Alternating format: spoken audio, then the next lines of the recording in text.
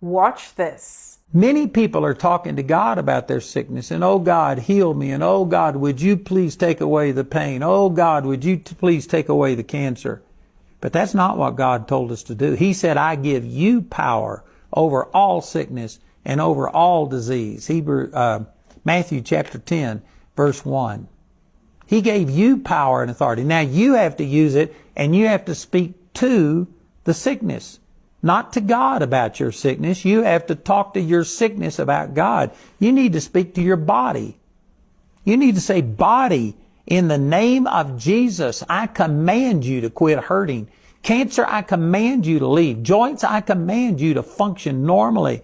Tumor, I command you to be gone. Eczema, I command you to be gone. Eyes, you see clearly. Ears, you hear properly.